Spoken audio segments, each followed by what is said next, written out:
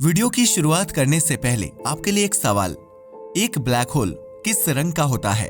अगर ज्यादातर लोगों की तरह आपका भी जवाब था ब्लैक, तो हाल ही में ढूंढा गया एक नया ब्लैक होल आपको हैरान करने वाला है। यह जानकर आपके होश उड़ जाएंगे कि वैज्ञानिकों ने अंतरिक्ष में एक ऐसे ब्लैक होल को ढूंढा है जो लाल रंग का है। आखिर इसके लाल रंग के पीछे किस चीज का हाथ है, जानेंगे आज के इस साइंस न्यूज एपिसोड में। आज के इस एपिसोड में हम आपको कई सारी इंटरेस्टिंग साइंस न्यूज बताने वाले हैं, जैसे इस ब्लैक होल की खोज और एक ऐसा तारा जिसका जन्म मात्र 37 साल पहले हुआ है। जी हाँ, आपने सही सुना। आमतौर पर तारों की उम्र करोड़ों से अरबों सालों के बीच में होती है, लेकिन इस नए ढूंढे गए तारे की उम्र मात्र 37 साल है। आज का यह वीडियो बहुत ही ज्यादा इंटरेस्टिंग होने वाला है, इसलिए इसे अंत तक जरूर देखिएगा। नंबर 1, वैज्ञानिकों को मिला एक लाल ब्लैक होल। ब्लैक होल्स हमारे ब्रह्मांड के सबसे मिस्टीरियस ऑब्जेक्ट में से एक माने जाते हैं। इनके नाम से ही पता चलता है कि यह ब्लैक कलर के होते हैं। लेकिन आपको जानकर हैरानी होगी कि हाल ही में वैज्ञानिकों ने एक ऐसे ब्लैक होल की डिस्कवरी की है जो एक्सट्रीमली रेड लाइट को रिलीज कर रहा है। यह ब्लैक होल हमारी पृथ्वी से 12.9 बिलियन लाइट ईयर्स दूर है और इसका मास सूर्य के मास से 4 करोड़ गुना ज्यादा है। वैज्ञानिक बताते हैं कि इसकी फॉर्मेशन बिग बैंग के मात्र 700 मिलियन सालों बाद ही हो गई होगी, जो बहुत ही मिस्टीरियस चीज है। किसी भी ब्लैक होल का निर्माण एक विशाल तारे के कोलैप्स होने की वजह से होता है, लेकिन इस ब्लैक होल के केस में यह थ्योरी गलत साबित होती हुई दिख रही है। किसी भी तारे की वजह से इतने बड़े ब्लैक होल का फॉर्म होना एक इम्पॉसिबल सी चीज है। वैज्ञानिक यह अंदाजा लगाते हैं कि ब्रह्मांड के शुरुआती ब्लैक होल्स का निर्माण किसी ऐसे कारण की वजह से हुआ होगा जिससे आज भी हम पूरी तरह से अनजान हैं। इस ब्लैक होल को ढूंढने के पीछे लूकस, फुर्तक और आदि जिट्रेन नाम के एस्ट्रोनॉमर्स की टीम का हाथ है। वह बताते हैं कि इस ब्लैक होल से बहुत ब्राइट रेड लाइट रिलीज हो रही है, जो बिल्कुल भी नॉर्मल नहीं है। असल में यह रेड लाइट ब्लैक होल के अंदर से नहीं बल्कि उसके आसपास के एरिया से आ रही है, जिसे अक्रीशन डिस्क कहा जाता है। इस अक्रीशन डिस्क में ब्लैक होल का चक्कर लगाता हुआ गर्म मैटर होता है। फ्रिक्शन और ग्रेविटेशनल फोर्स की वजह से इस मैटर का तापमान इतना बढ़ जाता है कि यह ब्राइट लाइट को एमिट करने लगता है। अब यहाँ तक तो हर चीज समझ आती है, लेकिन सवाल ये है कि इस ब्लैक होल की लाइट रेड कलर की ही क्यों है? इसका जवाब कुछ और नहीं बल्कि ब्रह्मांड का एक्सपेंशन है। हमारा ब्रह्मांड लगातार फैल रहा है, जिस वजह से आकाश गंगाएं बहुत तेज गति से हमसे दूर जा रही हैं। जब भी कोई चीज हमसे दूर जाती है तो उससे आने वाला प्रकाश हमें रेड कलर का दिखाई देने लगता है। इसे फिजिक्स की भाषा में डॉपलर इफेक्ट या रेड शिफ्ट कहा जाता है। हमारे ब्रह्मांड की 94% गैलेक्सीज और जेम्स वेब द्वारा डिस्कवर किया गया यह ब्लैक होल हमारी रीच से कंप्लीटली बाहर है।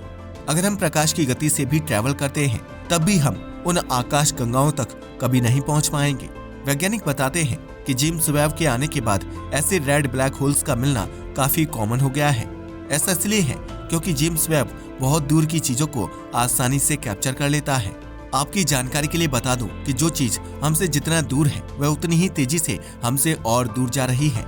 इसके पीछे का भी कारण कुछ और नहीं बल्कि डार्क एनर्जी है, जो ब्रह्मांड को फैलाने का काम करती है।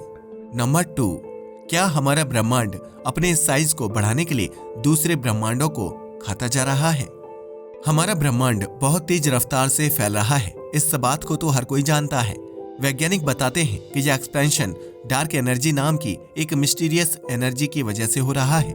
यह एनर्जी स्पेस को तेजी से मल्टीप्लाई करने में मदद करती है, बिल्कुल वैसे ही जैसे एक गुब्बारे में हवा भरी जाती है। लेकिन कुछ वैज्ञानिक इस थ्योरी से पूरी तरह से सहमत नहीं है। उनके मुताबिक हमारे ब्रह्मांड का एक्सपेंशन डार्क एनर्जी की वजह से नहीं बल्कि दूसरे यूनिवर्सेस की वजह से हो रहा है। जी हाँ, आपने बिल्कुल सही सुना। 2023 के अंत में 2 वैज्ञानिकों ने जर्नल ऑफ कॉस्मोलॉजी में यह बताया कि डार्क एनर्जी का मॉडल यूनिवर्स के एक्सपेंशन को एक्सप्लेन करने के लिए काफी नहीं है। हम डार्क एनर्जी के बारे में कुछ भी नहीं जानते हैं और न ही हमारे पास इसका कोई सबूत है। वैज्ञानिक बताते हैं कि हमारे ब्रह्मांड का एक्सपेंशन डार्क एनर्जी की वजह से हो रहा है, लेकिन इस बात का भी कोई सॉलिड सबूत उनके पास नहीं है। यूनिवर्सिटी ऑफ कोपेनहेगन और टोक्यो इंस्टीट्यूट ऑफ टेक्नोलॉजी के यह 2 वैज्ञानिक बताते हैं कि इस बात के काफी हाई चांस है कि हमारे ब्रह्मांड में डार्क एनर्जी जैसी कोई चीज एग्जिस्ट ही नहीं करती है। वह बताते हैं कि हमारे ब्रह्मांड के बाहर कई दूसरे ब्रह्मांड मौजूद हैं। जब हमारे ब्रह्मांड की बाउंड्री उन ब्रह्मांडों से टकराती है तो यह दोनों आपस में मर्ज हो जाते हैं, जिससे एक बड़े ब्रह्मांड की फॉर्मेशन होती है। इसे आप ब्लैक होल्स के एग्जाम्पल से भी समझ सकते हैं। वैज्ञानिक कई बार ऐसे ब्लैक होल्स को ऑब्जर्व कर चुके हैं जो एक दूसरे का चक्कर लगाते लगाते आपस में टकरा जाते हैं और एक विशाल ब्लैक होल का निर्माण कर लेते हैं। इसी सबसे पहले 2015 के लीगो एक्सपेरिमेंट में ऑब्जर्व किया गया था। यह पहला ऐसा डिवाइस था जिसके जरिए वैज्ञानिकों ने ग्रेविटेशनल वेव्स को मेजर किया था। बिल्कुल ब्लैक होल्स की तरह हमारा यूनिवर्स भी दूसरे यूनिवर्सेस से टकराता रहता है, जिस वजह से इसका साइज लगातार बढ़ता जा रहा है। इसी थ्योरी का इस्तेमाल करते हुए यूनिवर्स की शुरुआत को भी एक्सप्लेन किया जा सकता है। ब्रह्मांड के करंट मॉडल के मुताबिक पहले एक सेकंड में हमारे ब्रह्मांड का वॉल्यूम करीब 10⁻78 गुना बढ़ गया था। यह इतना बड़ा नंबर है कि हम इंसानों का दिमाग इसका अंदाजा तक नहीं लगा सकता है। इतनी तेज फैलाव को डार्क एनर्जी के जरिए एक्सप्लेन करना काफी मुश्किल है। यही कारण है कि यह दो वैज्ञानिक मानते हैं कि हमारे ब्रह्मांड का साइज किसी दूसरे ब्रह्मांड के साथ कोलिजन होने की वजह से इंक्रीज हुआ था। बिग बैंग के बाद हमारा ब्रह्मांड एक छोटी सी गेंद जैसा था, लेकिन जैसे ही उसका कांटेक्ट एक बड़े ब्रह्मांड के साथ हुआ, वह दोनों आपस में मर्ज हो गए। इसी कारण हमारे ब्रह्मांड का साइज सडनली इतना ज्यादा हो गया। फिलहाल इस थ्योरी को टेस्ट करने के लिए अलग अलग रिसर्चेस चल रही हैं। क्वांटम फिजिक्स के अकॉर्डिंग हमारे यूनिवर्स के अलावा दूसरे यूनिवर्सेस का होना बिल्कुल पॉसिबल है। इन सबको एक साथ मल्टीवर्स नाम से बुलाया जाता है। ऐसे में दो यूनिवर्सेस का आपस में कंबाइन होना भी पॉसिबल हो सकता है, लेकिन फिलहाल हमारे पास थ्योरी से जुड़ा कोई भी एक्सपेरिमेंटल एविडेंस नहीं है। अभी भी डार्क एनर्जी थ्योरी को ही ब्रह्मांड के एक्सपेंशन का असली कारण माना जाता है। Number 3, youngest neutron star found, just 37 years old. जब भी हम किसी स्पेस ऑब्जेक्ट की बात करते हैं तो उनकी उम्र करोड़ से अरबों सालों में होती है, लेकिन हाल ही में वैज्ञानिकों ने एक ऐसे तारे की खोज की है जो मात्र 37 साल पुराना है। 1987 ए नाम का यह सुपरनोवा रेमनेंट आज तक का ढूंढा गया सबसे यंग तारा है और इसे ढूंढने के पीछे कोई और नहीं बल्कि जेम्स वेब टेलीस्कोप का हाथ है। चौंकाने वाली बात तो यह है कि यह तारा इतना नया है कि वैज्ञानिकों को इसकी बर्थ डेट तक पता है। इस तारे का जन्म आज से 37 साल पहले 23 फरवरी 1987 को हुआ था। वैज्ञानिक इस डेट को इतना कॉन्फिडेंट होकर इसलिए बता सकते हैं क्योंकि 1987 ए के सुपरनोवा को साल 1987 में बहुत क्लियरली ऑब्जर्व किया गया था। साल 1987 के शुरुआती महीनों में एक ऑब्जेक्ट रात में बहुत ज्यादा ब्राइट दिखाई देता था। वह कुछ और नहीं बल्कि यही सुपरनोवा था। सुपरनोवा होने के बाद तारे की बाहरी लेयर्स अंतरिक्ष में न्यूबुला की फॉर्मेशन कर लेती हैं और तारे का केंद्र एक नई तरह के तारे में कन्वर्ट हो जाता है।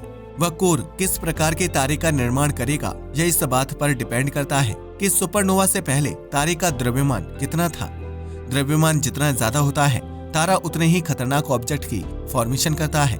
फॉर एग्जाम्पल, अपने अंत के बाद हमारा सूर्य एक व्हाइट डॉर्फ तारे में तब्दील हो जाएगा। यह बहुत ही शांत किस्म के तारे होते हैं जिनका साइज और ब्राइटनेस दोनों ही बहुत कम होती है। जिन तारों का द्रव्यमान सूर्य से करीब 1.5 गुना ज्यादा होता है, वह न्यूट्रॉन स्टार्स में कन्वर्ट हो जाते हैं। आपको जानकर हैरानी होगी कि यह तारे सिर्फ और सिर्फ न्यूट्रॉन पार्टिकल से बने होते हैं और यह ब्रह्मांड के सबसे डेंस ऑब्जेक्ट्स में से एक माने जाते हैं। अगर किसी तारे का द्रव्यमान सूर्य से 2 गुना ज्यादा होता है तो सुपरनोवा के बाद उसका केंद्र एक ब्लैक होल में कन्वर्ट हो जाता है।